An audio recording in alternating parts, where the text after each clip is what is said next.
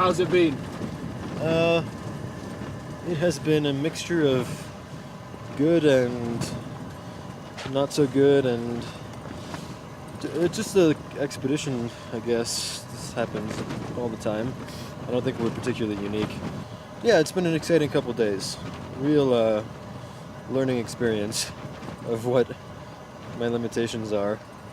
I don't think I'll ever know what Doug's limitations are, because when we go on an expedition, I'm never the one to last longer than him. But anyway, we've done pretty good since then. We haven't done spectacularly well, but we have done well. We continue to do in excess of 12, 13, 14 nautical miles a day, which is good distance. We did see a couple of pretty big crevasses that Doug pointed out. Things could have absolutely swallowed an entire train of vehicles, really, really big. And then yesterday was difficult.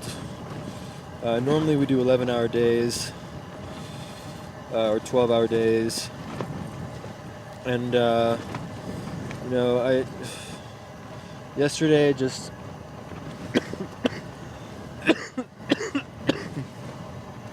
at around the 9-hour mark, I hit a wall, and it was a combination of things. It was a little bit the injuries that I have, a little bit the fact that maybe I hadn't had so much to drink as much as I should have. Something that I only realized afterwards in the tent. Same thing with eating. And it got really cold all of a sudden, so I wasn't wearing the layers that, I prepared the day with the layers for a temperature range that was totally different to what we had previously experienced. And you can get winds that are strong enough even to blow people over, and I saw Doug stumble one or two times, and I did as well, because sometimes it can just take us by surprise. And we, to have a consistent, 30 knot wind just sort of beating on you for the whole day is not the same story as the kind of conditions we had on the first, second, third, fourth, fifth days. My rash and chafing and such, just kind of it wasn't getting worse. Today it got a little worse. I think we're on an expedition, so we just don't have a lot of stuff.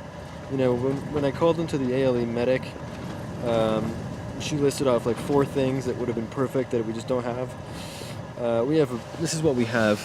This is all the medical supplies that we own. Everything from pills to bandages to everything. And so it's really makeshift.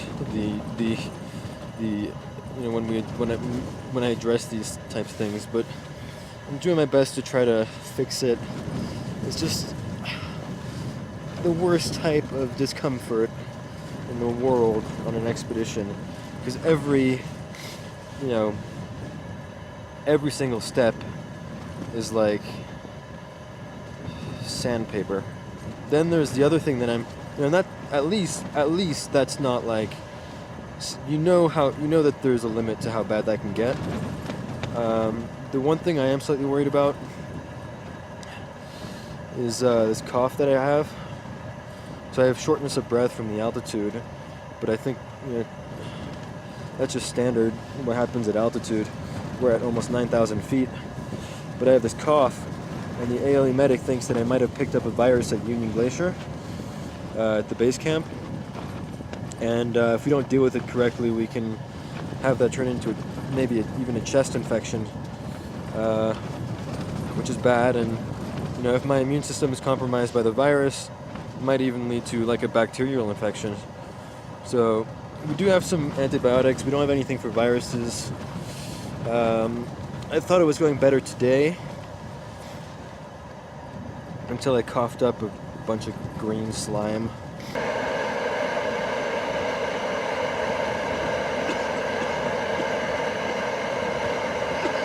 little steamy up here.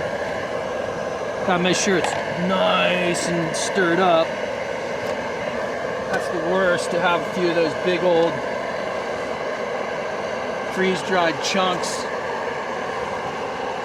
in your stomach.